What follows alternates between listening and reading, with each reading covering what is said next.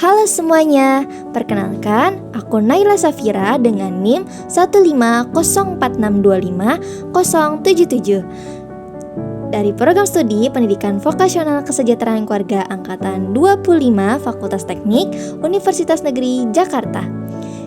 Di video ini merupakan bentuk naratif review untuk mata kuliah perkembangan peserta didik. Kenapa sih anak-anak yang tumbuh di keluarga berbeda bisa jadi pribadi yang sangat berbeda juga? Di video ini, aku akan menjawabnya melalui teori yang menurut aku paling relevan untuk dibahas, yaitu teori ekologi perkembangan dari Yuri Bronfenbrenner. Coba bayangkan begini, ada dua anak yang usianya sama-sama tinggal di kota yang sama, tapi satu anak tumbuh dengan percaya diri, mudah bergaul, dan berprestasi di sekolah. Sementara satunya lagi tumbuh menutup diri, gampang cemas, dan sulit menyesuaikan diri. Apa yang membedakan mereka? Bukan soal bakat atau kepribadian bawaan, tapi soal lingkungan tempat mereka tumbuh. Nah, disinilah Bronfenbrenner masuk. Bronfenbrenner adalah sosok psikologi perkembangan asal Rusia Amerika yang berpendapat bahwa perkembangan seseorang anak tidak bisa dipahami hanya dengan melihat anak itu sendiri, tetapi harus dilihat sebagai hasil interaksi antara anak dan lapisan-lapisan lingkungan di sekitarnya. Ia menggambarkan seperti lingkungan atau lingkaran konsentris mulai dari yang paling dekat sampai yang paling jauh. Di sini aku mau membahas satu persatu lingkungan yang dimaksud oleh Yuri Bronfenbrenner. Yang pertama adalah mikrosistem, merupakan lingkungan terdekat bagi sang anak, seperti keluarga, sekolah, teman sebaya. Kemudian ada mesosistem, hubungan antar mikrosistem, seperti misalnya bagaimana komunikasi orang tua dan guru saling mempengaruhi anak. Di tingkat selanjutnya terdapat lingkungan yang disebut ekosistem, lingkungan yang tidak langsung melibatkan anak tapi tetap berdampak, misalnya seperti tempat kerja orang tua. Kemudian ada makrosistem, nilai budaya, norma sosial, dan juga kebijakan yang berlaku di masyarakat luas itu dimaksudkan seperti makrosistem. Terakhir yaitu ada kronosistem. Kronosistem merupakan dimensi waktu, bagaimana perubahan hidup dan perubahan zaman ikut membentuk perkembangan seseorang.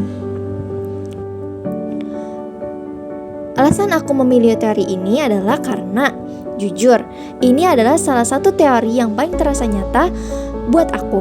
Teori-teori lain banyak fokus pada apa yang terjadi dalam diri anak, seperti tahapan kognitif, tahapan psikoseksual, dan sebagainya. Tapi Bronfenbrenner mengajak kita melihat keluar bahwa keluarga, sekolah, bahkan kebijakan pemerintah semuanya ikut membentuk siapa seorang anak kelak. Dan itu sangat relevan dengan apa yang aku pelajari di program studi pendidikan kesejahteraan keluarga. Karena keluarga bukan hanya soal fungsi domestik, tapi juga fondasi ekosistem perkembangan anak. Kalau ditanya, apakah aku setuju dengan teori ini? Jawabannya aku setuju.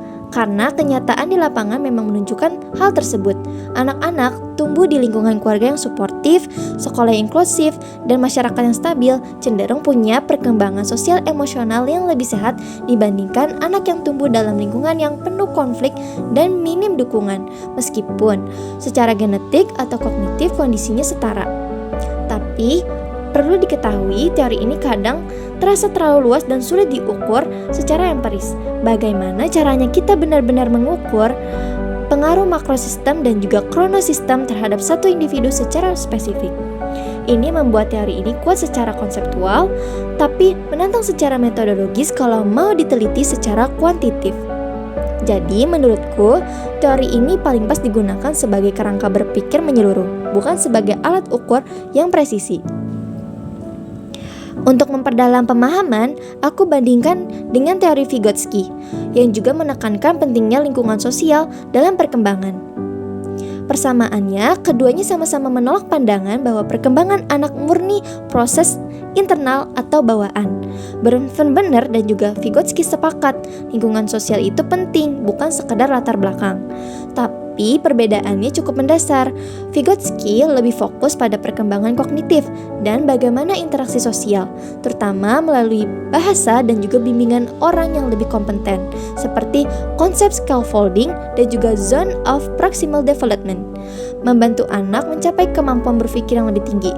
Fokusnya sempit, tapi dalam proses belajar dan juga berpikir sang anak. Sementara itu, Brand van Bener punya cakupan yang jauh lebih luas. Ia tidak hanya bicara soal kognisi, tapi keseluruhan perkembangan anak, sosial, emosional, moral, dan melihatnya dari berbagai lapisan sistem, bukan hanya interaksi satu-satu antara anak dan juga orang dewasa. Jadi, kalau Vygotsky itu seperti melihat proses belajar anak dari jarak dekat, secara mikroskopis. Brand van Bener itu seperti melihat dari drone, memotret keseluruhan ekosistem tempat anak itu tumbuh. Nah, ini bagian yang menurut aku paling penting untuk aku sebagai mahasiswa pendidikan vokasional kesejahteraan keluarga. Program ini secara eksplisit mempelajari bagaimana keluarga berfungsi sebagai unit yang menyejahterakan anggotanya, termasuk sang anak. Nah, teori Brand van Bener ini praktis menjadi kerangka ilmiah yang menjustifikasi kenapa kesejahteraan keluarga itu penting. Karena keluarga adalah mikrosistem pertama yang paling berpengaruh dalam kehidupan anak. Ketika kita bicara program-program kesejahteraan keluarga, entah itu edukasi parenting, manajemen sumber daya keluarga, ataupun ketahanan keluarga, itu semua sebenarnya adalah upaya memperkuat mikrosistem dan juga mesosistem anak. Dan ketika kita bicara kebijakan pemerintah tentang perlindungan anak atau subsidi keluarga, itu termasuk ke ranah ekosistem dan makrosistem dalam teori keluarga.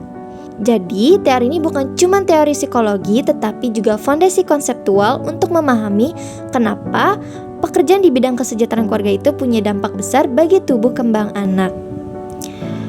Dari keseluruhan yang sudah aku jelaskan tadi, jika aku dapat merangkum semuanya dalam beberapa poin penting, maka hal yang pertama perlu kita ketahui, Brand van Bener mengajarkan kita bahwa perkembangan anak tidak bisa dilepaskan dari lingkungan di sekitarnya, mulai dari keluarga sampai juga dengan kebijakan negaranya. Kemudian ada teori ini kuat secara konsep tapi punya keterbatasan dalam pengaruh dan pengukuran empiris, sehingga lebih cocok sebagai kerangka berpikir menyeluruh. Yang ketiga, dibandingkan Vygotsky yang lebih fokus pada interaksi sosial dalam proses kognitif, Brand van Bener menawarkan pandangan yang jauh lebih luas dan sistematik. Dan yang terakhir, bagi aku sebagai mahasiswa kesejahteraan keluarga, teori ini menegaskan bahwa memperkuat keluarga bukan hanya soal domestik semata, tetapi juga investasi langsung pada masa depan perkembangan anak. Itu dia naratif review aku tentang teori ekologi Brand van Bener. Terima kasih sudah menonton sampai akhir.